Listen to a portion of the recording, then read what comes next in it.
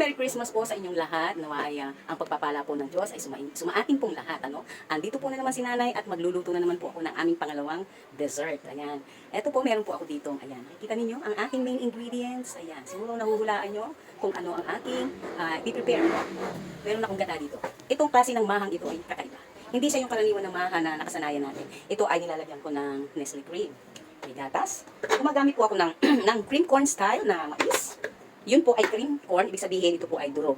At ito naman po ay buo. Ayan, buo po yan. And then sa pagpiprepare ko po nito, inilalagay ko po pati sabaw para malasang malasa. At gumagamit po ako ng pure cornstarch na para po siya ay madikit. Meron din akong vanilla, meron akong cheesy maha, creamy cheesy maha, at meron akong sugar. Ang sugar po natin ay optional kung dadamihan ninyo o depende po sa inyong panlasa.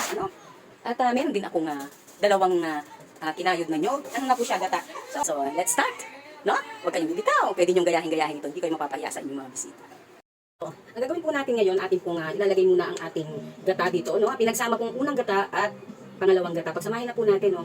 At kada po 150 ml na, 150 grams po na cornstarch ay 4 na cups ng gata. Ano po? So, meron akong strainer dito kasi hindi naman po malinis pa at may mga nyug-nyug pa. So, para makasiguro po tayo, ang gagamitin po natin cups ay hindi po yung mga mad na malalaki. No?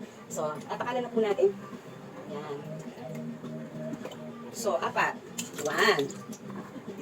So, dapat yan, 8, ano po? 2. Parang hindi aabot. So, okay lang yan. Lagyan na lang natin ng tubig. Pwede naman yan. Kasi puro naman tubig yung ating gata. So,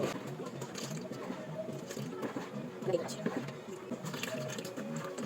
So, ayan po. Maglagay na po tayo. Paghalu-haluin na natin ang ating mga ingredients. Ayan. Yes.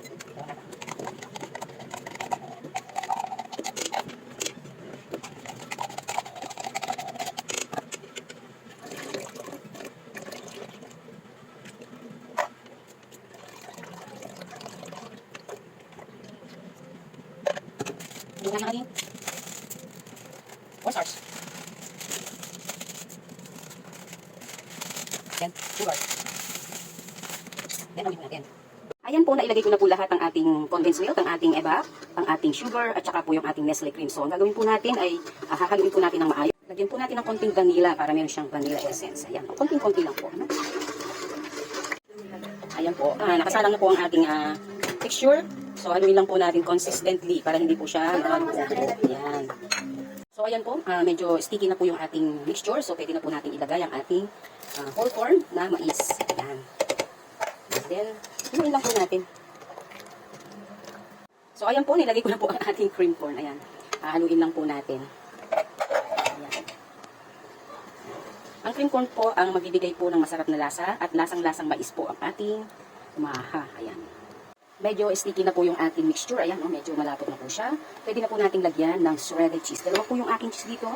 Ito po ang aking pang-toppings. Ito po yung aking ihahalo sa ating, ayan. So, haluin lang po natin para meron po siyang taste of cheese. Ayan. So, ayan po, nakikita nyo, malapot na po ang ating mixture. Mga ilang minuto pa po ay luto na po yan. Nakapangali na kamay. Ayan po, luto na ang ating maha. Dapat ganito po ang consistency niyan. Ayan, sobrang lapot. Yung hindi na po siya halos malaglag sa sandok. Ayan. Luto na ang ating maha. Isasalin na po natin sa ating mga containers. Ayan. Yung wait lang. Kananin muna yan. Ayan, naisalin ko na po ang isa. Ayan. Palamigin lang natin siya. Ayan.